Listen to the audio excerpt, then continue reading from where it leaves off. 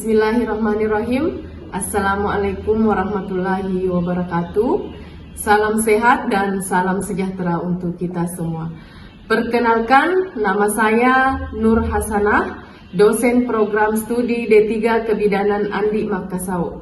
Pada kesempatan ini, saya akan menyampaikan mata kuliah yang saya ajarkan dan sistem pembelajaran yang saya gunakan. Mata kuliah yang saya ajarkan adalah mata kuliah asuhan kebidanan neonatus, bayi, balita, dan anak prasekolah dengan kode mata kuliah BD 304 dengan bobot 4 SKS dan diajarkan pada semester ganjil. Sistem pembelajaran atau metode pembelajaran yang saya gunakan adalah Delivery Interaction Assessment atau dengan yang biasa dikenal istilah DIY.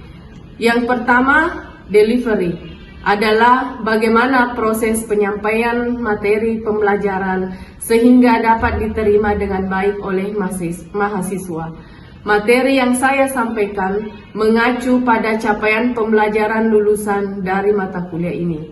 Dari 4 capaian pembelajaran mata kuliah dan menurunkan 8 sub capaian pembelajaran dibagi menjadi 16 kali pertemuan, termasuk pertemuan ujian tengah semester dan 1 kali pertemuan ujian akhir semester. Nah, adapun capaian pembelajaran mata kuliah meliputi sikap, pengetahuan, keterampilan umum, dan keterampilan khusus. 1. Menghargai keanekaragaman budaya, pandangan agama dan kepercayaan, serta pendapat atau temuan orisinal orang lain. Menunjukkan sikap bertanggung jawab atas pekerjaan di bidang keahliannya, serta mandiri menjalankan praktek kebidanan sesuai dengan kompetensi, kewenangan, dan kode etik profesi. 2. Mampu memecahkan masalah pekerjaan dengan sifat dan konteks yang sesuai dengan bidang keahlian terapannya, didasarkan pada pemikiran logis, inovatif, dan bertanggung jawab atas hasil kerjanya secara mandiri.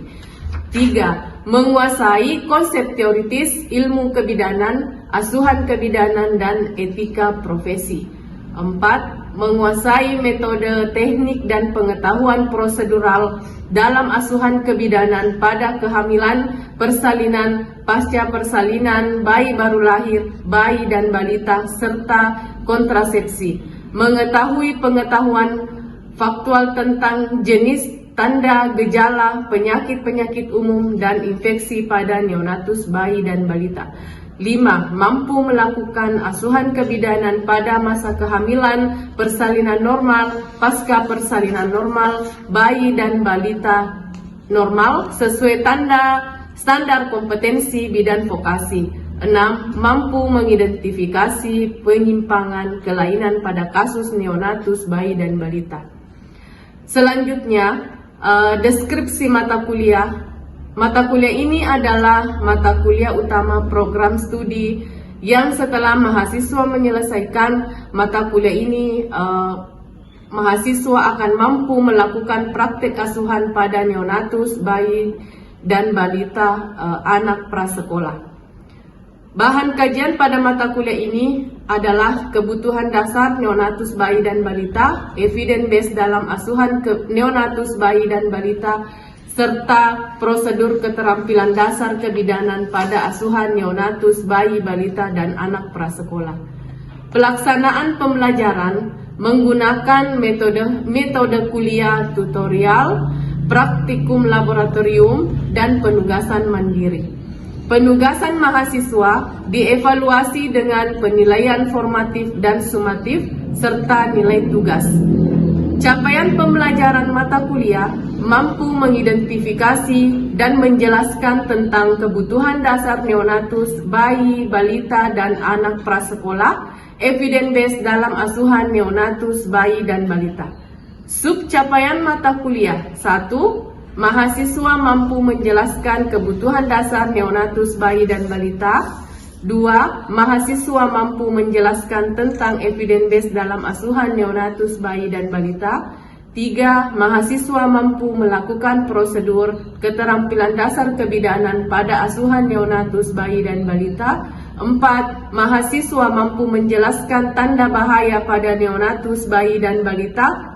5. Mahasiswa mampu melakukan pemantauan tumbuh kembang neonatus bayi dan balita anak prasekolah.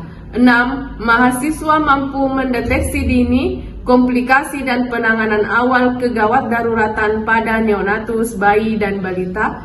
7. Mahasiswa mampu melakukan manajemen asuhan kebidanan pada neonatus bayi balita anak prasekolah. 8. Mahasiswa mampu menjelaskan termoregulasi. Materi pembelajaran atau pembahasan atau subpokok pembahasan ada 8. 1. Kebutuhan dasar neonatus bayi dan balita. 2. Evidence base dalam asuhan neonatus bayi dan balita. 3. Prosedur keterampilan dasar kebidanan pada asuhan neonatus bayi dan balita. 4. Pengenalan tanda bahaya pada neonatus bayi dan balita.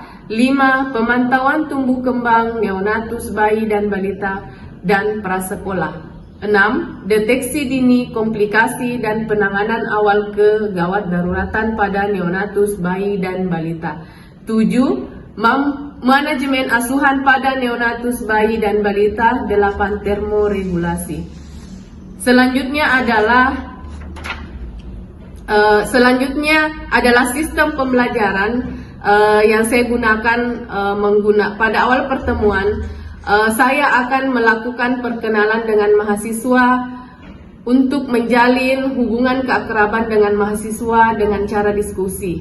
Kemudian pada kontrak perkuliahan membuat kesepakatan bersama dengan mahasiswa terkait dengan cara ataupun proses perkuliahan, termasuk dengan modul, materi perkuliahan, dan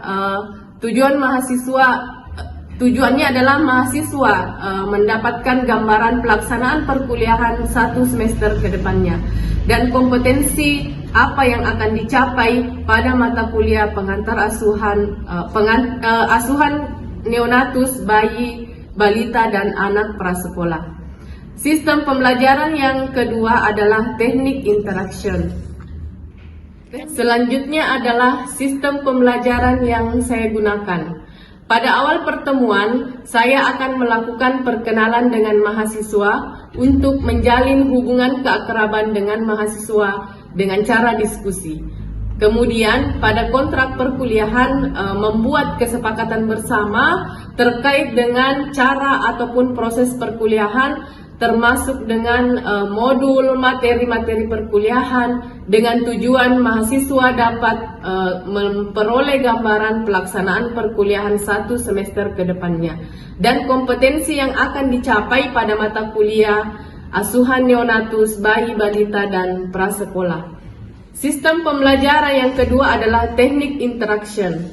Interaction adalah proses interaksi yang terjadi antara mahasiswa dengan dosen guna mencapai capaian pembelajaran. Adapun sistem interaksi yang saya lakukan adalah student system learning, yang mana menempatkan mahasiswa sebagai subjek pembelajaran sehingga mahasiswa lebih aktif, kreatif, mandiri, dan inovatif. Sistem ini ada beberapa pembelajar interaktif, yaitu dosen mengajukan materi dan mengajukan pertanyaan kepada mahasiswa serta meminta pendapat mahasiswa, dan kemudian selanjutnya ada small group discussion. Pada sistem ini betul-betul melibatkan antara kelompok mahasiswa dengan pengajar untuk menganalisis atau menggali dan memperdebatkan topik-topik atau isu-isu terkini, dan ada self-directional learning atau SDL, di mana kemampuan mahasiswa di sini mengambil inisiatif untuk bertanggung jawab terhadap pelajarannya atau dengan tanpa orang lain, meliputi ada aspek kesadaran, ada strategi belajar, evaluasi, dan keterampilan interpersonal. Kemudian ada tutorial. Biasanya ini di sana dosen melakukan dan memperlihatkan cara melakukan praktikum, kemudian mahasiswa melakukan sendiri. Yang ketiga adalah teknik asesmen, adalah suatu aspek penilaian untuk mengukur kemampuan mahasiswa secara objektif dalam menerima materi pembelajaran. Indikator penilaian yang saya gunakan terdiri dari beberapa bagian yang sebelumnya diperoleh dari kontrak perkuliahan, yaitu dengan kehadiran 10%, tugas 10%, kuis 10%, praktikum 20%, UTS 20%, UAS 30%. Hasil asesmen yang saya gunakan dengan mahasiswa adalah berharap mahasiswa dapat mengetahui proses penilaian yang saya lakukan secara transparan dan objektif. Baik, sebagai penutup, itulah tadi beberapa aspek yang saya terapkan dalam proses pembelajaran pada mata kuliah asuhan kebidanan neonatus, bayi dan balita. Selanjutnya saya akan menampilkan proses pembelajaran saya di kelas secara luring. Terima kasih. Assalamualaikum warahmatullahi wabarakatuh. Bismillahirrahmanirrahim. Assalamualaikum warahmatullahi wabarakatuh. Waalaikumsalam warahmatullahi wabarakatuh. Ya, alhamdulillah ya, ini adalah pertemuan kita yang kedua. Ya, sebelumnya ada temannya yang berhalangan hari ini atau hadir semua? Hadir semua. Oke ya, jadi alhamdulillah ya, hari ini tidak ada yang berhalangan hadir. Oke, pada minggu ini kita akan belajar tentang asuhan neonatus, bayi dan balita. Sebelum saya melanjutkan materi kita, ya, saya akan bertanya atau saya akan mereview, ya, mereview tentang pelajaran kita minggu lalu, ya. Ada yang masih ingat pertemuan kita minggu lalu materinya? Coba silakan acungkan tangan yang materi apa yang ada yang bisa jelaskan tidak pengertian dari pencegahan infeksi? Silakan, ada yang bisa jelaskan pengertian dari pencegahan infeksi? Ya, jadi kita mereview kembali ya materi kita minggu lalu ya. Hari ini adalah minggu kedua tentang asuhan neonatus ya. Jadi sebelum kita melangkah atau sebelum kita membahas materi kita, saya tanyakan dulu kembali materinya minggu lalu mengenai pencegahan infeksi pada neonatus, bayi dan balita ya. Jadi siapa yang bisa menjelaskan pengertian pencegahan infeksi? Silakan. Pencegahan infeksi adalah rangkaian tindakan yang dilakukan untuk mencegah penyebaran penyakit infeksi. Ya, ada yang lain? Ada yang lain bisa menyebutkan pengertian dari pencegahan infeksi? Ada yang bisa? Selain dari Bani, ada yang bisa tidak? Ya, jadi pencegahan infeksi itu adalah, kita review kembali ya, pencegahan infeksi adalah suatu tindakan yang dilakukan untuk mencegah terjadinya penyebaran penyakit. Jadi tindakan-tindakan apa itu biasa yang dilakukan untuk pencegahan infeksi? Yang pertama adalah mencuci tangan. Jadi sebelum kita menyentuh bayi dan setelah menyentuh bayi atau sebelum kita kontak dengan bayi harus melakukan cuci tangan untuk pencegahan infeksi. Kemudian yang kedua apa?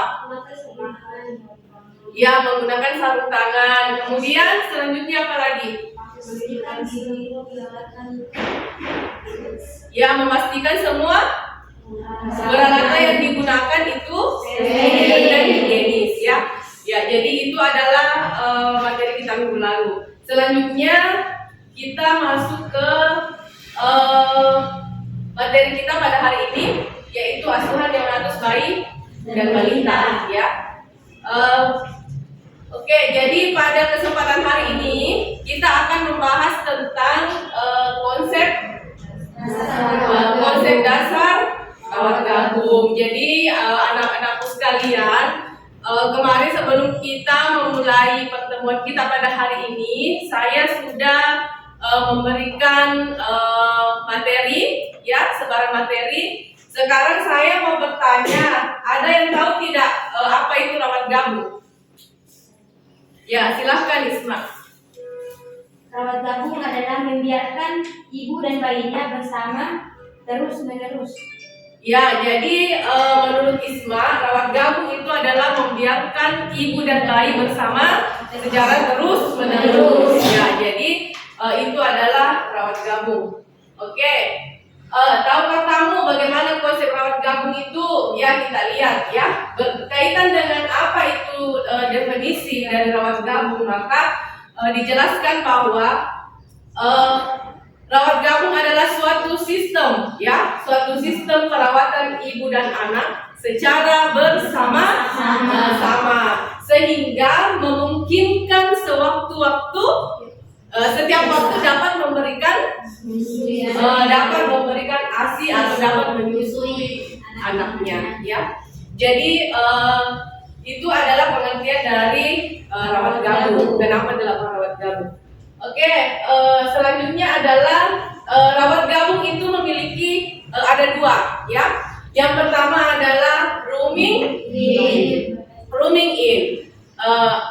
Ada yang bisa jelaskan apa itu rooming in? Coba, apa itu rooming in? Oke, jadi ini. Ya, jadi rawat gabung itu ada dua, ya, rooming in dan baby in. Di mana rooming in itu adalah meletakkan bayi di dalam box, sedangkan pada baby in yaitu bayi berada di ranjang bersama-sama dengan ibu, ya, seperti itu. Kemudian ini ada dua jenisnya, jenis rawat gabung, ya. Apa itu? Ya, jadi jenis rawat gabung pada ibu itu ada dua. Yang pertama adalah rawat gabung kontinu. Apa ini? Apa yang dimaksud dengan rawat gabung kontinu? Ya, rawat gabung kontinu itu adalah rawat gabung yang misalnya tidak secara menyeluruh, ya, tapi ada waktu-waktu tertentunya, ya. Misalnya ibunya apakah itu hanya di malam hari ibunya datang untuk menyusui bayinya, atau ibunya datang di siang hari. Jadi dia ada waktu tertentunya untuk bersama ibunya, ya. Itu yang dimaksud dengan rawat gabung kontinu, ya. Sedangkan rawat gabung parsial itu adalah rawat gabung apa? Rawat gabung yang sepenuhnya 24 jam, ya. Rawat gabung yang 24 jam bayi dan ibu bersama, ya, seperti itu. Jadi dia ada dua, kontinu dan parsial. Kemudian menurut Ananda, aku tahu apa itu tujuan dilakukan rawat gabung. Ada yang bisa? Ya, benar, ya, untuk mendekatkan ibu kepada bayi, meningkatkan emosional, ya, menumbuhkan rasa kasih sayang terhadap bayi, ya. Kemudian bisa membebaskan ibunya untuk mencurahkan segala kasih sayangnya terhadap bayinya. Kemudian ibu bisa belajar bagaimana cara merawat bayi dengan baik. Ibunya bisa belajar menyusui, ya. Itu namanya ibu akan melakukan bonding, ya, bonding attachment, ya. Jadi itu adalah tujuan dari merawat gabung, ya. Kenapa kita harus merawat gabung bayi dengan ibu, ya, seperti itu. Ya, ini tadi benar sekali yang disampaikan tadi, bahwa tujuan dari melakukan rawat gabung itu adalah untuk menumbuhkan rasa kasih sayang antara ibu dan bayi, ya. Memberikan bantuan emosional, ya. Contohnya, ibu dapat memberikan kasih sayang sepenuhnya, ya. Terutama pada ibu yang masih belum memiliki sama sekali pengalaman dalam merawat bayi. Misalnya anak pertama ya, ibu muda ya, mereka tentunya pasti tidak ada sama sekali pengalaman untuk melakukan perawatan pada bayi ya, seperti itu. Jadi dengan melakukan rawat gabung kita bisa memberikan kasih sayang sepenuhnya kepada bayi. Selanjutnya adalah penggunaan ASI ya. Contohnya agar bayi dapat sesegera mungkin mendapatkan kolostrum. Jadi kalau misalnya dalam 1 jam bayinya lahir, dalam 1 jam kita memberikan dia ASI pertama ya, namanya kolostrum. Jadi kalau dengan rawat gabung bayinya bisa segera mendapatkan kolostrum ya. Kemudian dapat pencegahan infeksi ya, mencegah terjadinya infeksi silang ya pada bayi. Oke, kemudian dapat dimanfaatkan memberikan pendidikan kesehatan pada ibu ya, misalnya ibunya sambil menyusu bayinya ya. Kemudian kita bisa memberikan pendidikan edukasi tentang manfaatnya ASI. Bayi harus diberikan harus disusui sesering mungkin biar ASInya terangsang untuk memproduksi ya, bisa memproduksi ASI dengan melakukan rawat gabung. Kemudian kita lihat dari aspek psikologi dan aspek fisik ya. Dilihat dari ibu bayi, keluarga dan petugas. Tentunya kita dengan melakukan rawat gabung seperti yang ibu jelaskan tadi, bahwa dari aspek psikologi ibu tentunya akan merasa lebih bebas, lebih leluasa untuk meluahkan kasih sayangnya ya. Sedangkan terhadap bayi, bayi akan diberikan ASI sesegera mungkin atau bisa mendapatkan segera kolostrum ya. Kemudian terhadap keluarga dan petugas, tentu saja terhadap keluarga, terhadap suami bisa menjalin kerabat, bisa membantu ibu dan bayi untuk bersama ya. Kemudian apa yang menjadi kontraindikasi? Ya, kontraindikasi itu apa? Yang tidak boleh kan? Ya, kontraindikasi itu yang tidak bisa dilakukan rawat gabung. Ya, ada yang tahu kenapa ibunya tidak bisa dirawat gabung sama bayinya? Ya, ada komplikasi, misalnya ibunya yang apa? Ada ibu yang mungkin sakit ya, yang memiliki komplikasi. Kita lihat ya, pada ibu yang memiliki riwayat penyakit jantung ya. Kemudian pasca-eklamsi, penyakit infeksi akut TBC, karsinoma payudara dan sebagainya. Kemudian selanjutnya adalah pada bayi yang kejang. Jadi bayi yang mengalami kejang itu memang tidak boleh dilakukan rawat gabung. Kemudian sakit berat pada jantung bayi harus dia pengawasan ya. Jadi dia dirawat pisah dengan ibunya. Oke. Nah, mari kita lihat. Jadi rawat gabung itu tidak hanya sekedar bisa dirawat bersama bayinya begitu saja ya, tapi dia ada persyaratan ya. Persyaratan dari rawat gabung yang ideal itu harus memperhatikan tempat tidur untuk bayi dan ibu, ukuran, sarana dan petugas. Jadi dia ada persyaratan untuk dilakukan perawatan gabung. Ya, dan yang terakhir, keuntungan dari rawat gabung itu adalah menggalakkan penggunaan ASI ya. Kontak emosi ibu dan bayi lebih dini dan lebih erat ya. Berbeda dengan bayi yang memang dia dirawat pisah dengan ibunya. Kemudian kerugiannya tentunya pada setiap ada ini pasti akan ada kerugian juga ya. Ibu akan merasa kurang istirahat, tapi bagi ibu yang memiliki atau dia pasti akan senang, akan bahagia, itu tidak terasa ya. Kemudian bayi bisa mendapatkan infeksi dari pengunjung ya. Ini salah satu kerugiannya. Misalnya kan biasa datang menjenguk keluarga dari luar, cipika-cipiki, kemudian tanpa cuci tangan menyentuh, itu dia bayi akan terinfeksi ya. Kemudian pada pelaksanaan tambahan teknis, fasilitas dan sebagainya. ya. Tata caranya yaitu dengan setelah bayi lahir langsung dilakukan IMD, kemudian bayi diantar oleh petugas gerbang dan petugas akan menyerahkan bayi kepada ibu. Selanjutnya adalah menjelaskan bagaimana cara menyusui dan memantau keadaan bayi. Oke? Ya, jadi itu tadi mungkin ada pertanyaan, ya? Ada pertanyaan sebelum ibu tutup materinya? Ada yang ingin ditanyakan? Ya, jadi kalau tidak ada pertanyaan, sudah mengerti semua, ya. Jadi minggu depan ibu akan melakukan kuis, ya. Pada pertemuan hari ini tidak ada kuis, tapi hanya mereview, ya, mereview. Alhamdulillah tidak ada kuis hari ini, ya.